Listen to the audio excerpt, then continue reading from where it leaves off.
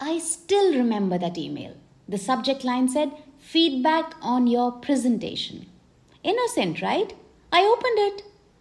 And when I opened it, my brain went into complete panic mode. Shut down. Why didn't they like it? Am I even good at this? Should I just quit and become a goat farmer in the mountains? Maybe not the last part, but you get the drift. We've all been there, that sinking feeling when someone points out your flaws, no matter how constructive they're trying to be. But negative feedback does not have to break you. In fact, it can build you. Hey everyone, welcome back to Communicate 101, the podcast where we decode the real stuff that no one teaches you about how to speak up, listen better, and survive that awkward conversation with your boss. I'm your host Sarika Singh, your communication coach, part-time overthinker, and full-time human just trying to figure out like the rest of us. And today we're talking about something that used to absolutely wreck me.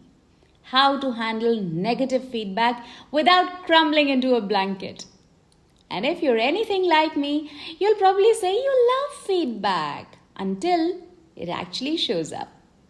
Let me take you back to one of my most cringe-worthy moments I had facilitating a big client session. I was so sure that it went well.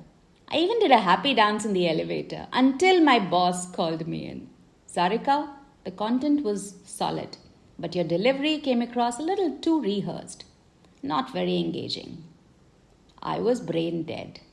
My voice, my slides, my career, my entire existence gone. So if you've ever spiraled getting a feedback, if you've been like me, welcome to this show. Let's roll. We all give feedback, we all take feedback bitterly often. But why is this feedback so hard? Turns out science has a reason. Researcher Naomi Eisenberger, she ran brain scans and found that social rejection, it activates the same pain circuits in the body as physical injury. No wonder we get hurt. So when someone says your report lacked clarity, it stings like stepping on a Lego in the dark, barefoot, twice. That's why we either tend to defend ourselves, that's not even true, or some of us shut down. And we say, okay, but your soul is crying when you say that, okay. Some of us, like me, we spiral. Am I even good at anything? Anything at all? I've been there too many times, and so I completely know how much it hurts.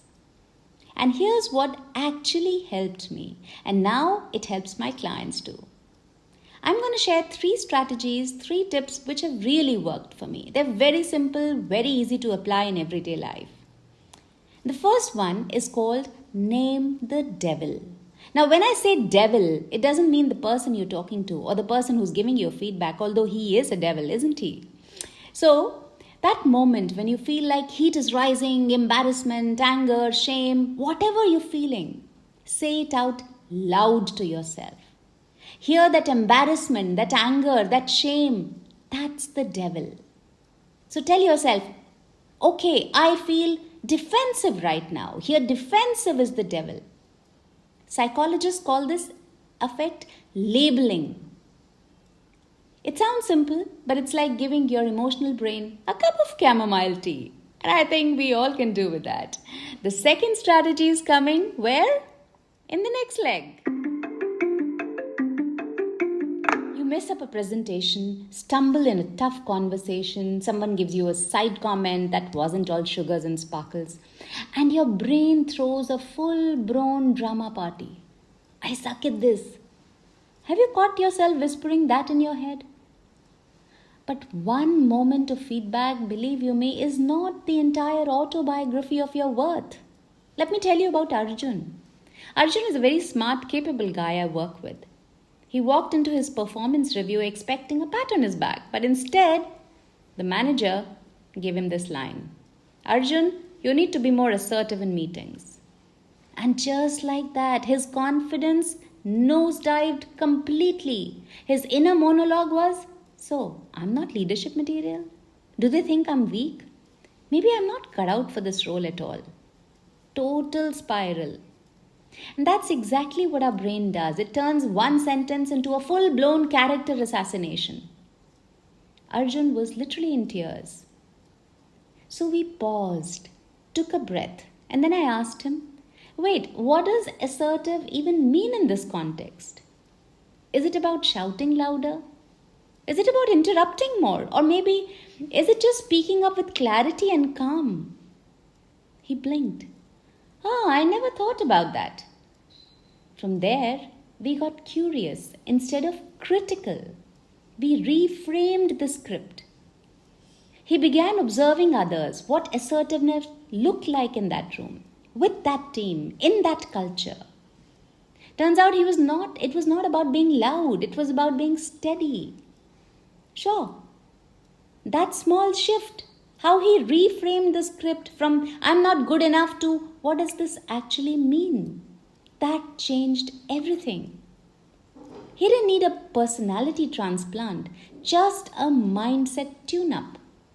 So the next time your brain goes full Shakespearean tragedy after hearing your feedback, try this instead. That's one piece of data. Let me explore it.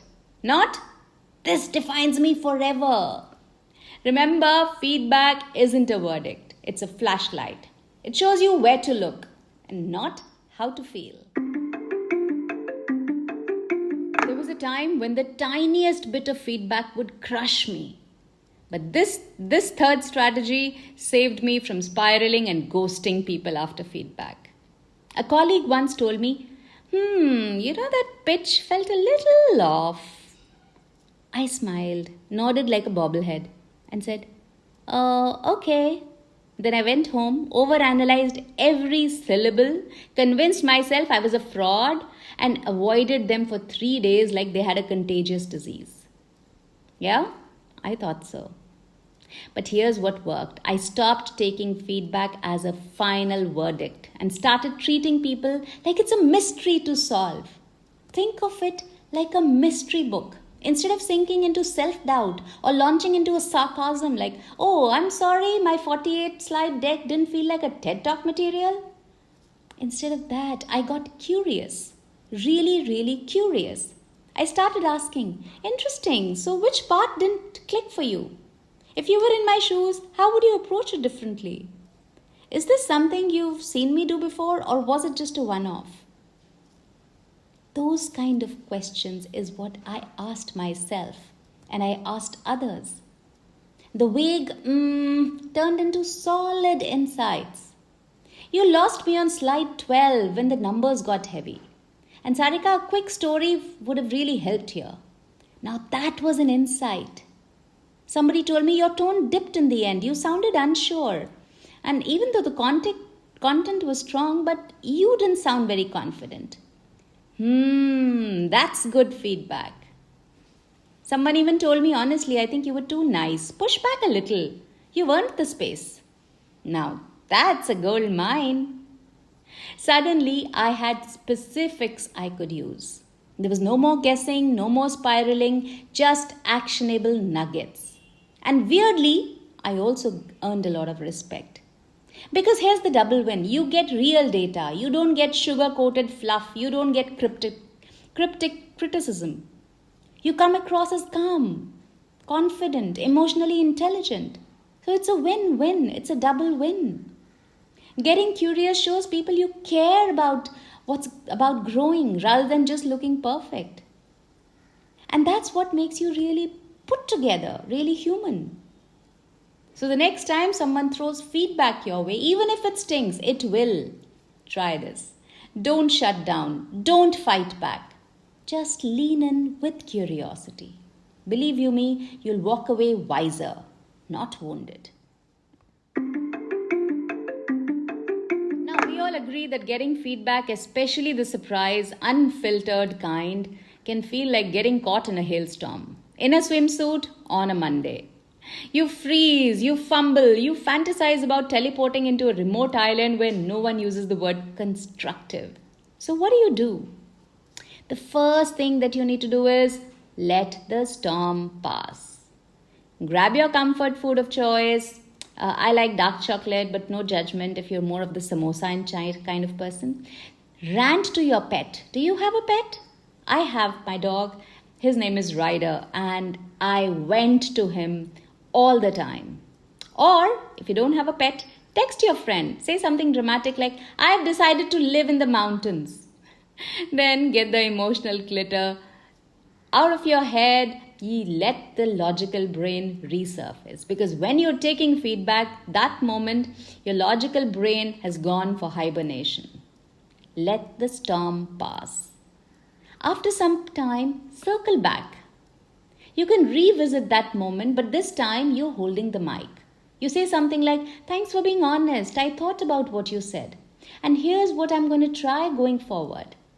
I love your thoughts on this. Wow, you've just performed a ninja level transformation. You've turned a cringy feedback moment into a growth loop, not a dead end. That's where trust builds. Not in the flawless delivery, but in the comeback. So circle back. First you let the storm pass, then you circle back. We all have home remedies. We love watching people in Friends episodes. Some people write journals. Some people rage clean in their kitchen, like it's like an Olympic sport. But personally, when feedback lands like a brick on me, I follow the 3-second rule. Not the one about dropped food, although that's valid too. I mean the pause, a breath, a deliberate decision not to let my ego crash the party. Because my ego, she's a bit dramatic. She likes to wear a crown and carry receipts from 2009. And she always wants the last word. So instead, I let my ego be. I pause. I breathe. And I don't react. Not yet. Later, I mirror back gently. I circle back gently. So what I'm hearing is you'd like a little bit more clarity on how I present the strategy. Is that what you would want? By then, the storm is already past. That one line works wonders because it slows the heat. It tells the other person, I'm present. I'm not plotting an exit strategy. It also gives me the space to hear the message without arm wrestling with the tone. So, feedback is not a war, is not a verdict. It's an awkward, messy gift, usually wrapped in human flaws. But when you pause, when you reflect, when you circle back, you prove you're not just hearing, you're growing. And that self-awareness is leadership. That's where magic happens. So here's your cheat sheet. Number 1, label it. Number 2, reframe the script. Number 3, ask smart questions. And followed by follow up like a pro on number 4. And breathe, you're human. Hey, if you're still learning how to take feedback without turning into a Netflix drama starring you and your insecurities, I'm watching it with you. I'm not perfect at this, but I've gotten better. And believe you me, you will too. If you've got your own mantra or trick for handling tough feedback, tell me. DM me on Insta on my handle, which is Communicate101, or drop me a comment below. I love hearing your stories and we all learn from each other. And oh, don't miss the last season's episode where I shared 3 master tricks to handle criticism. People have found it useful. Alright, my pod family, remember feedback is a mirror, not a verdict. Sometimes it just gets dusty. But if you're brave enough to wipe it clean, you'll see the version of you that's growing. Catch you next time, and seriously, don't take it too seriously. You're doing better than you think. Thank you for listening to this episode of Communicate 101 Speaking Writing Tips with Sarika Singh. If you want to be notified of upcoming episodes, be sure to hit the subscribe button and follow the podcast. I'll be back to share more stories, more life experiences, and more communication tips every Friday. If you want to reach me or connect with me, just put your comments in the comment box below or mail me at info@sarikasingh.in. I know you're going to rate and review this podcast, so a big thank you in advance. Stay tuned and think about what we talked today.